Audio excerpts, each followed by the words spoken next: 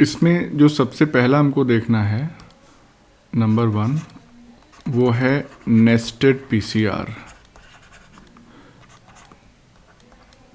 तो नेस्टेड का मतलब, अगर टर्म की स्पेसिफिक बात करें तो इसका मतलब होता है इनकॉर्पोरेटेड, कह सकते हैं, विदिन।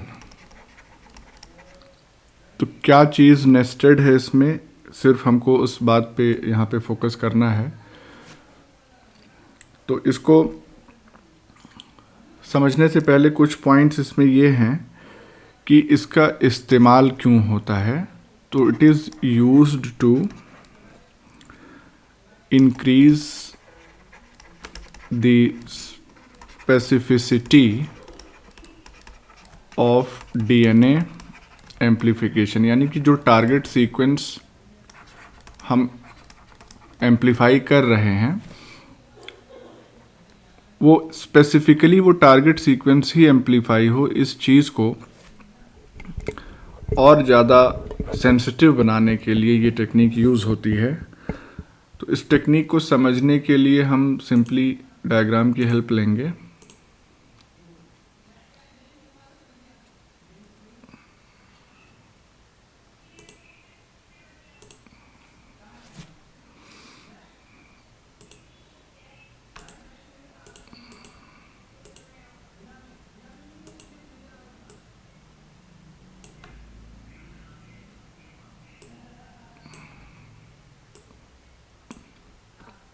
इसमें देखिए बेसिकली होता क्या है कि जैसे ये मान लीजिए ये हमारा टारगेट सीक्वेंस है जिसको हमें एम्प्लीफाई करना है, दिस मच, यहाँ से लेके यहाँ तक ये टारगेट सीक्वेंस है, इसी का एम्प्लीफिकेशन करना है। तो यहाँ सबसे पहला पॉइंट ये हो जाता है कि यहाँ पे 2 सेट्स जो है प्राइमर के यूज़ किए जाते हैं। 2 sets of primers are used.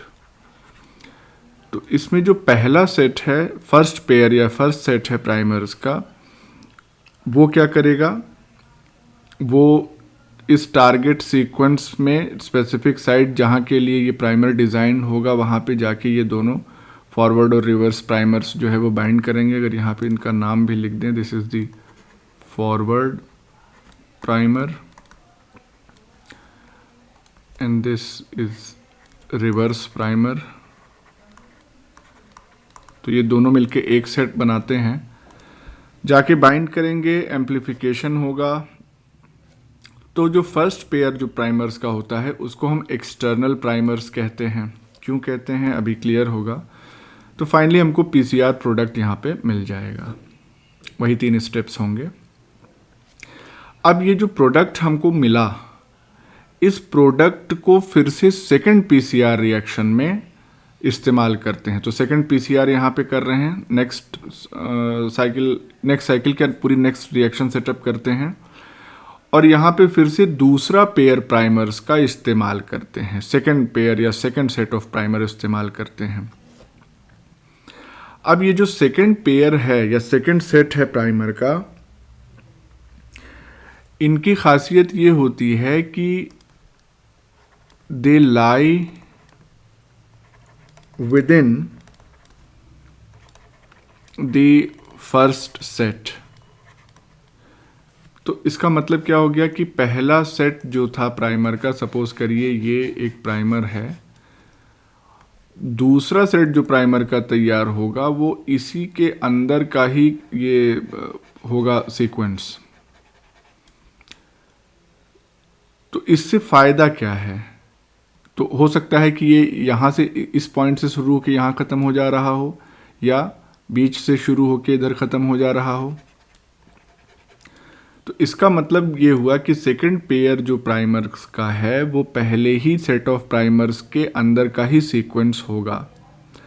तो इससे अब जब दोबारा ये रिएक्शन पीसीआर की चलेगी तो उस कंडीशन में क्या होगा कि और ज़्यादा स्पेसिफिसिटी जो है वो हमको ऑब्टेन होगी, क्योंकि ऑलरेडी हमारे पास ये पहले पीसीआर के प्रोडक्ट्स हैं। तो इसमें जो टारगेट सीक्वेंस हैं उनकी संख्या ज़्यादा होगी और हम ऐसे पेयर ऑफ प्राइमर्स का इस्तेमाल कर रहे हैं जो पहले पेयर्स से भी और ज़्यादा स्पेसिफिक बाइंडिंग जो है वो शो करेंगे। तो इस तरीके से जो 2 पेयर्स इस्तेमाल किए जाते हैं प्राइमर का, उसकी वजह से ओवरऑल जब हमको सेकंड प्रोडक्ट मिलता है पीसीआर का, तो वो बिल्कुल जो हमने टारगेट डीएनए चूज़ किया था एम्पलीफाई करने के लिए वही मिलता है। स्पेसिफिसिटी बढ़ जाती है 2 स्टेप में ये काम करने से। बाकी एक चीज़ और ध्यान रखनी है कि बाइंडिंग साइट्स जो हैं इन प्राइमर्स की, वो बिल्कुल मैच कर सकती हैं या पार्शियली मैच कर सकती हैं, क्योंकि जाहिर सी बात है अगर थोड़ा सीक्वेंस इधर इधर का इसमें मौजूद नहीं है तो उस केस में वो एग्जैक्टली उसी लोकेशन पे बाइंड ये प्राइमर्स नहीं करेंगे जिस पे first set of primers bind कर रहे थे। तो बाइंडिंग साइट पार्शियली डिफरेंट हो सकती है। बस इतनी सिंपल सी ये टेक्निक है। तो इसका इस्तेमाल बस आपको ये जानना है, 2 पॉइंट अगर आप इसके याद रखेंगे कि 2 सेट्स ऑफ प्राइमर यूज़ करते हैं। पहले सेट को एक्सटर्नल प्राइमर कहते हैं, दूसरे को हम इंटरनल प्राइमर भी कह सकते हैं या नेस्टेड प्राइमर भी हम कह सकते हैं, क्योंकि उसी के अंदर पाया जा रहा है, with in, it is present with in. तो ये पॉइंट, और साथ ही साथ इससे स्पेसिफिसिटी और फिडेलिटी जो पीसीआर रिएक्शन की है वो भी बढ़ जाती है। फिडेलिटी मतलब डिपेंडेबिलिटी जिसको हम कहते हैं। बस इतने पॉइंट्स आपको इसमें याद रखने हैं नेस्टेड पीसीआर में। नेस्टेड का मतलब आपको समझ में आ ही गया, इनकॉर्पोरेटेड विद। अब हम बात करेंगे सेकंड पीसीआर वेरिएशन की, और सेकंड पीसीआर वेरिएशन है क्वांटिटेटिव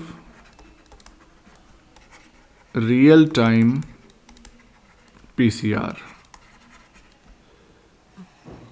अब ये रियल टाइम पीसीआर और क्वांटिटेटिव है, इसका मतलब कि जब ये रिएक्शन चल रही है पीसीआर की, उसी दौरान हम क्वांटिफाई भी कर सकते हैं एट द सेम टाइम। जब रिएक्शन हो रही तो क्वांटिफाई भी कि कितना प्रोडक्ट जो है वो तैयार हुआ किसी पर्टिकुलर टाइम में।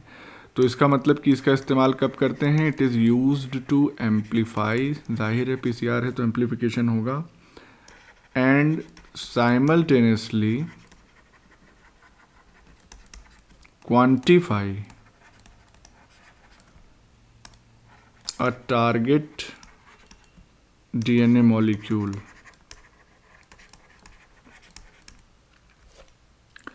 रियल टाइम इसलिए कहते हैं क्योंकि एन मौके पे ही हम ऑब्जर्व कर सकते हैं क्वांटिटी बढ़ते हुए। अब इसमें देखिए इसका प्रिंसिपल क्या है या किस चीज़ पे ये डिपेंड करता है। तो it depends upon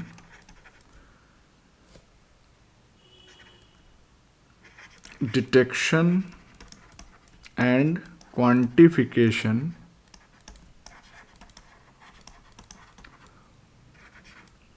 of a fluorescent reporter.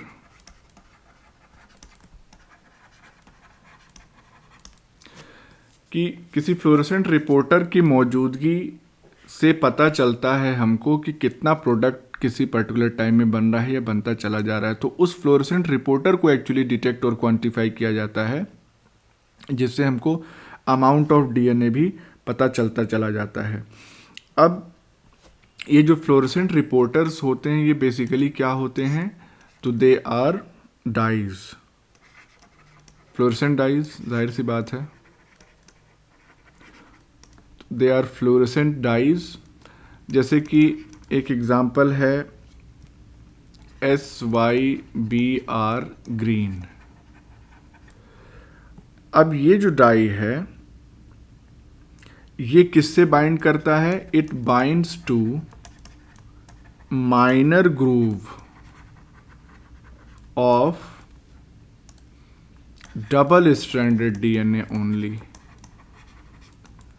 तो इसका मतलब ये हो गया कि जैसे जैसे पीसीआर की रिएक्शन बढ़ती चली जाएगी वैसे वैसे टारगेट डीएनए मॉलिक्यूल्स की संख्या बढ़ती चली जाएगी,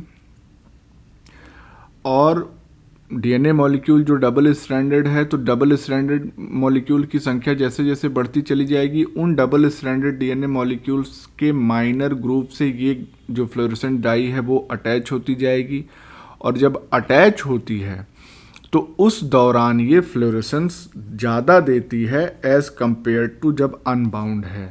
तो ये पॉइंट भी जानना यहाँ पे इम्पॉर्टेंट है, याद रखना कि व्हेन अनबाउंड टू डीएनए, उस केस में क्या करती है ये dye, the dye exhibits very little fluorescence, और जैसे ही बाइंड करेगी माइनर ग्रुप से वैसे ही ये फ्लोरेसेंस अपना बढ़ा देगी। तो जितना ज़्यादा डबल स्ट्रैंडेड डीएनए बनता चला जाएगा उतना ज़्यादा ये बाइंड करती चली जाएगी डाई उससे, और उतना ज़्यादा ये फ्लोरेसेंस प्रोवाइड करेगी, जिसको डिटेक्ट करके क्वांटिटेटिव एस्टिमेशन किया जा सकता है। लेकिन अब इसकी लिमिटेशन भी है इस डाई की। तो वो लिमिटेशन क्या है? लिमिटेशन की अगर हम बात करें तो लिमिटेशन इसकी ये है कि it preferentially binds to GC rich sequence.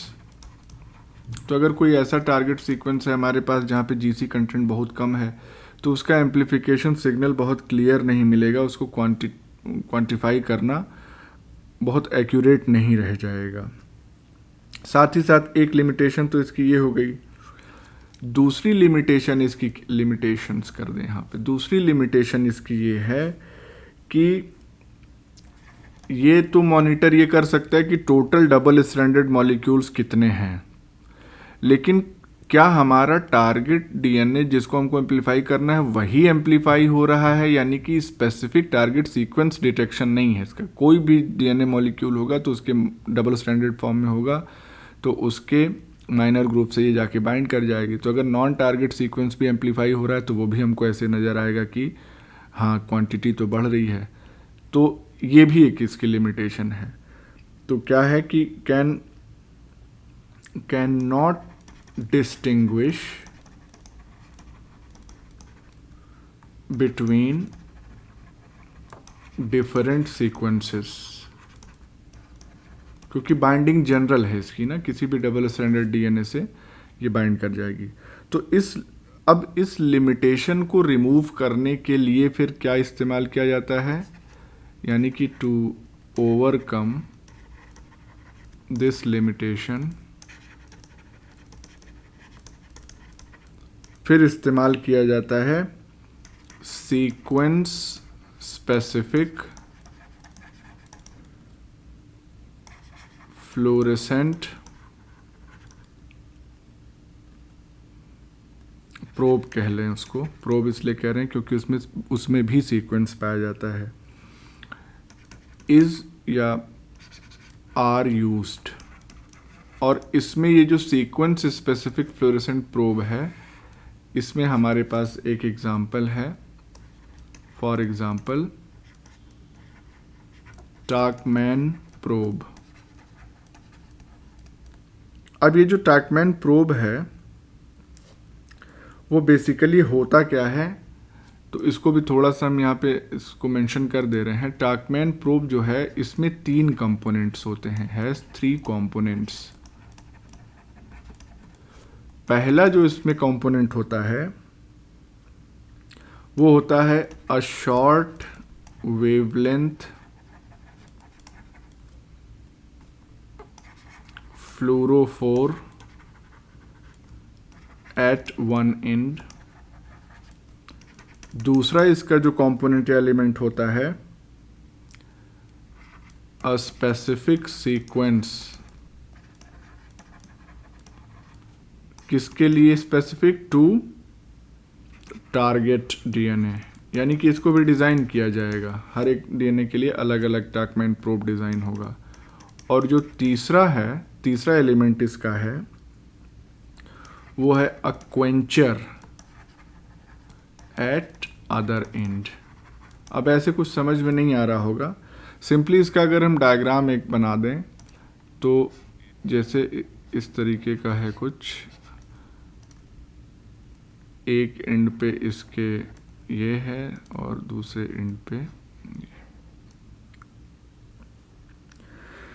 तो ये इसको हम कह देते हैं कि ये है लेट्स से क्वेंचर है,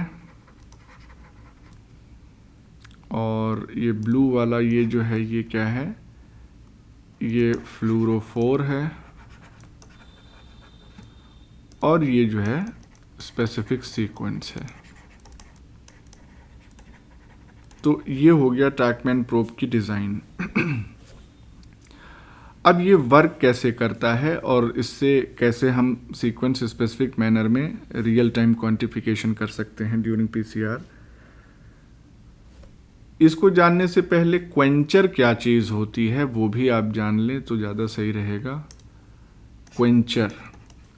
क्वेंचर एक्चुअली ऐसा सब्सटेंस होता है जो किसी रेडिएशन को एब्जॉर्ब कर सकता है, खासकर जब वो रेडिएशन किसी फ्लोरोफोर से निकल रही हो तो उसको एब्जॉर्ब कर लेगा, और फिर एब्जॉर्ब करने के बाद उसको री एमिट करेगा। री एमिट जब ये करता है तो मैक्सिमम जो एमिशन इसका होता है वो हीट के फॉर्म में होता है, या विजिबल लाइट के फॉर्म में भी ये एमिट कर सकता है, दोनों कंडीशंस होती हैं। तो क्वेंचर बेसिकली है क्या, a substance capable of absorbing radiation from a fluorophore and re-emitting much of that energy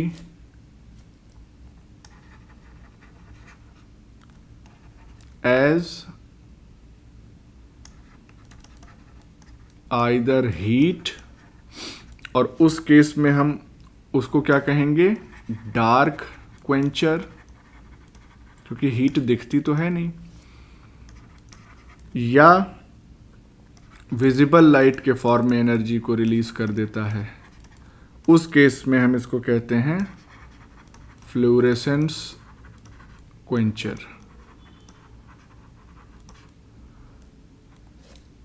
तो ये है क्वेंचर। सिंपल सी बात ये है कि अगर क्वेंचर है तो फ्लोरोफोर से जो भी रेडिएशन, जो भी फ्लोरेसेंस निकल रही होगी रेडिएशन ही होगी, उसको ये चूंकि बगल में ही है तो ये एब्जॉर्ब करता जाएगा और एब्जॉर्ब करके उसको हीट के फॉर्म में रिलीज कर देगा।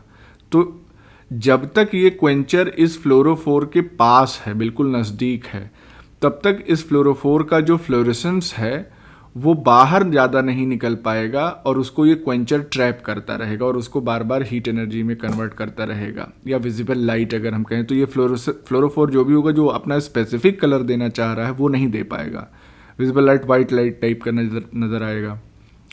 तो क्वेंचर का काम यही है कि फ्लोरोफोर को अपना फ्लोरेसेंस इमिट ना करने दे, खुद ही ट्रैप कर ले। तो ऐसी कंडीशन में किसी तरह का फ्लोरेसेंस हमको नज़र नहीं आएगा। अब इस टेक्निक का इस्तेमाल कैसे करते हैं क्वांटिफिकेशन के लिए, तो उसके लिए एक डायग्राम देखते हैं हम लोग।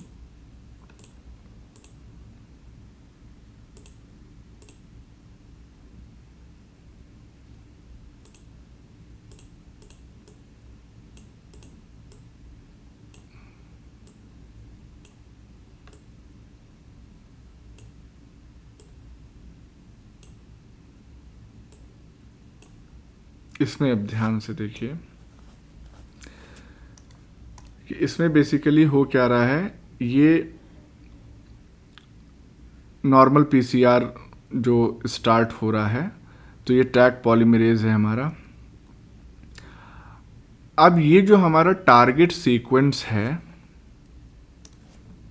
ये है टारगेट सीक्वेंस।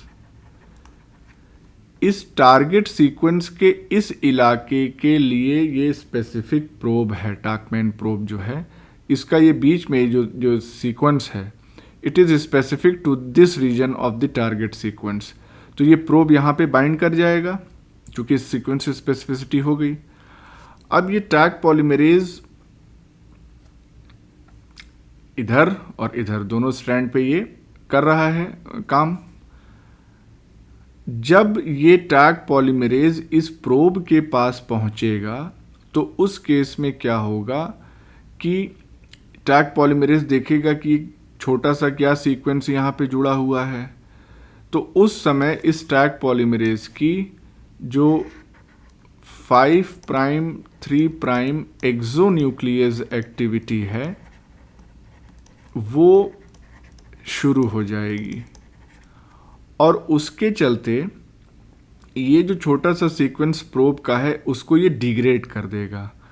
जैसे ही सीक्वेंस को डिग्रेड करेगा तब ये जो फ्लोरोफोर है वो क्वेंचर से अलग हो जाएगा, और जब क्वेंचर से दूरी इसकी हो जाएगी, अलग हो जाएगा, तब ये फ्लोरोफोर अपना फ्लोरेसेंस दे सकता है, क्योंकि क्वेंचर अब पास नहीं है उस फ्लोरेसेंस को ट्रैप करने के लिए। तो अब फ्लोरेसेंस जब ये निकलेगा तो उसको डिटेक्ट कर लिया जाएगा। जो CCD वगैरह हैं, चार्ज्ड कपल डिवाइसेस लगी होती हैं उसी में, वो इस फ्लोरेसेंस को डिटेक्ट कर लेती हैं। तो जितना ज़्यादा ये स्ट्रैंड बन रहा होगा या सिंथेसिस हो रही होगी, उतना ज़्यादा फ्लोरेसेंस जो है वो निकल के और वो डिटेक्ट होगा। तो जितना फ्लोरेसेंस निकल रहा है इसका मतलब उतने बार उतने अमाउंट में DNA जो है वो सिंथेसाइज हो रहा है। इस तरीके से क्वांटिटेटिव एस्टिमेशन रियल टाइम में जब ये एंजाइम अपना काम कर रहा है उसी वक्त हमको पता चलता रहता है।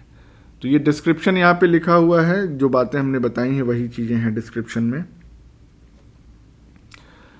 तो क्वेंचर का कॉन्सेप्ट समझ में आ गया, फ्लोरोफोर का तो काम आपको मालूम ही है। तो this was about quantitative real time PCR।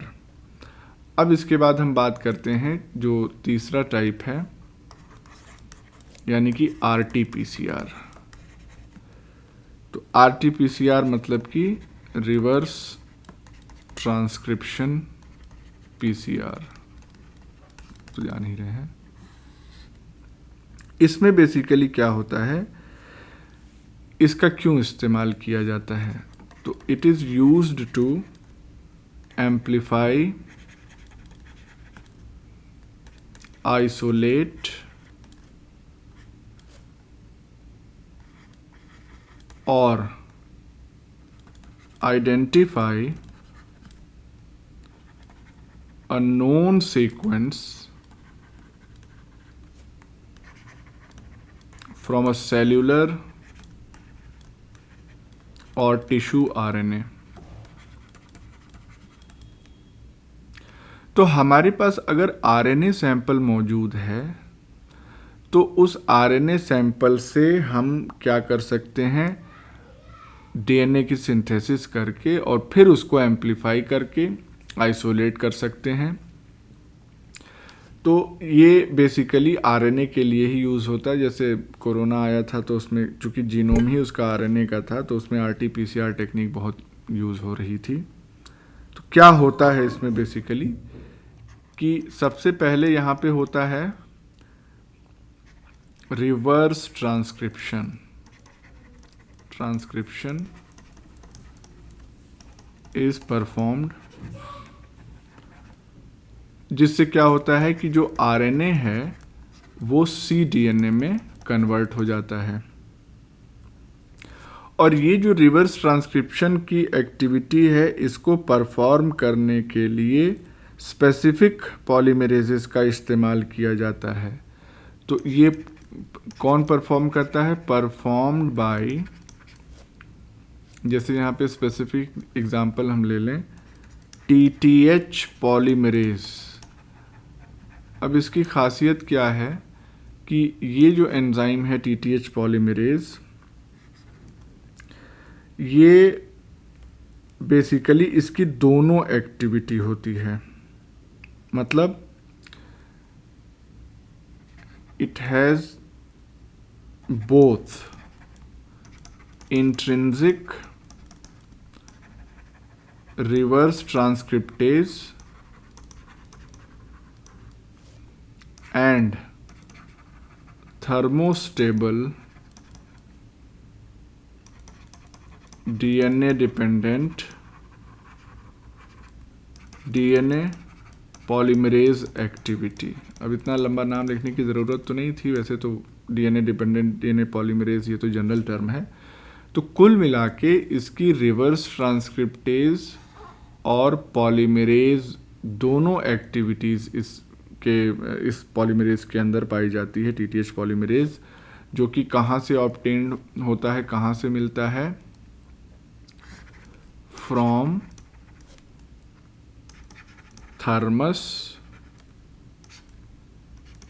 Thermophilus. कल वाले उसमें भी इसका मेंशन है। और साथ ही साथ ये टीटीएच पॉलीमरेज जो यूज़ किया जाता है इस तरीके के पीसीआर, आरटी पीसीआर में, इसका रिकॉम्बिनेंट फॉर्म इस्तेमाल किया जाता है, यानी कि इसको थोड़ा सा मॉडिफाई करके तब एक्सप्रेस करा के और फिर इसको इस्तेमाल करते हैं ताकि ये दोनों इंट्रिंसिक एक्टिविटीज़ में प्रॉपरली इनकॉर्पोरेटेड हो। रिवर्स ट्रांसक्रिप्टेज एक्टिविटी के लिए क्या चीज़ और चाहिए? It requires MnCl2, manganese dichloride जो है इसको चाहिए, तब ये एक्टिविटी अपनी, क्योंकि कोफैक्टर की तरह काम कर रहा है, तब परफॉर्म करेगा। तो इसका मतलब क्या हो गया कि इस तरीके से सिंगल एंजाइम का इस्तेमाल करते हुए हम RT-PCR कर सकते हैं। इस्तेमाल आपको समझ में आ ही गया कि अगर हमको सेलुलर या टिश्यू RNA का सोर्स पता करना है, एम्पलीफाई करना है, आइसोलेट करना है, तो उसके लिए इसका इस्तेमाल करते हैं। इसका कोई डायग्राम ऐसा सच है नहीं, सिंपल सी बातें हैं, 2-3 पॉइंट्स की, इतना याद रखना है आपको। इसके बाद आता है अगला नंबर 4, और वो है इनवर्स पीसीआर। अब इनवर्स पीसीआर इसका क्या मतलब है? तो देखिए, इनवर्स पीसीआर का जो है इस्तेमाल किस लिए करते हैं, पहला पॉइंट तो यही है। तो it is used to amplify unknown DNA sequences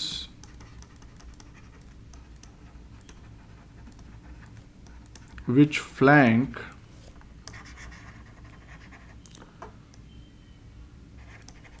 one end of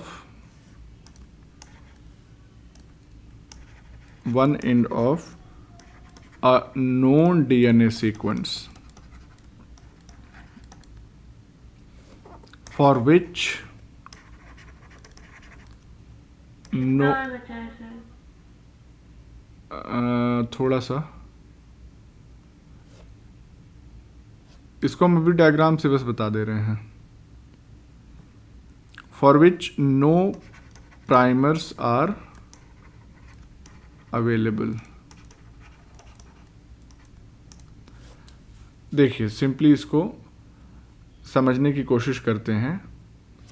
ये मेनली इस्तेमाल होता है, it is used to locate the position of transposon insertion. अब इसको समझ लेते हैं with the help of a diagram.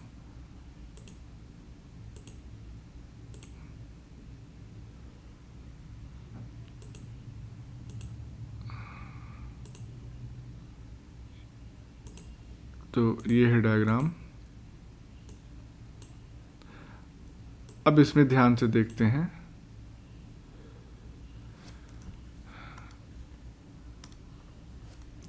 ये है नोन सीक्वेंस जो कि बीचों बीच यहाँ पे दिखाया गया है। और नोन सीक्वेंस एक्चुअली है क्या? लेट्स से ये एक ट्रांसपोजॉन है जो कहीं से निकल के आया और इस सेगमेंट में जाके इंसर्ट हो गया। तो कहाँ इंसर्ट हुआ है वो तो हमको मालूम नहीं है। तो इसका मतलब कि ये रीजन और ये रीजन, ये किस चीज़ को रिप्रेजेंट कर रहे हैं? ये हैं हमारे फ्लैंकिंग सीक्वेंसेस। तो ये फ्लैंकिंग सीक्वेंस हैं दोनों साइड। ये हमको मालूम नहीं, यही हमको पता करना है कि ये जो ट्रांसपोजॉन चला था, ट्रांसपोजॉन के बारे में तो है हमको नॉलेज, तो इसीलिए नोन सीक्वेंस है, लेकिन वो कहाँ इंसर्ट हुआ है वो हमको नहीं मालूम है। तो उस केस में करते क्या है कि रेस्ट्रिक्शन एंजाइम का इस्तेमाल करते हैं। अब रेस्ट्रिक्शन एंजाइम जो है, अच्छा एक चीज़ और, ये जो नोन सीक्वेंस है, इस नोन सीक्वेंस के हिसाब से हम पहले प्राइमर डिज़ाइन कर लेते हैं। तो ये फॉरवर्ड प्राइमर, या किसी को फिलहाल हम कह सकते हैं, सपोज ये फॉरवर्ड प्राइमर है, ये रिवर्स प्राइमर है, तो ये दो प्राइमर तो हमारे पास हैं ऑलरेडी। फिर हमको करना क्या है, अब ये सेगमेंट है, जीनोम का सेगमेंट है, तो जाहिर सी बात है इसमें रेस्ट्रिक्शन साइट्स मौजूद होंगी।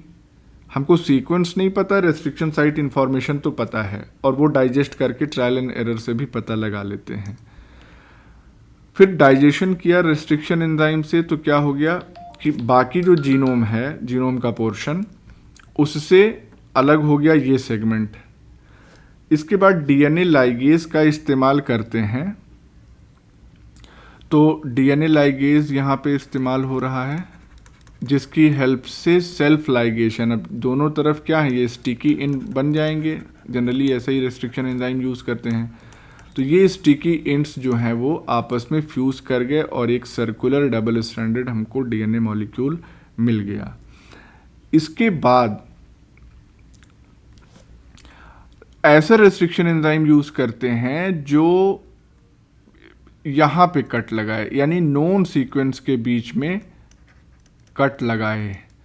तो उस केस में क्या होता है कि अब देखिए अगर ध्यान से, तो जब नोन सीक्वेंस के बीच में कट लगेगा तो ये मॉलिक्यूल ओपन हो जाएगा ऐसे लीनियर, तो half of the known sequence वो इधर आ जाएगा, other half of the known sequence जो इसके पॉइंट के राइट में है वो इधर आ जाएगा। तो हमको दोनों तरफ नोन सीक्वेंसेस जो है वो मिल गए।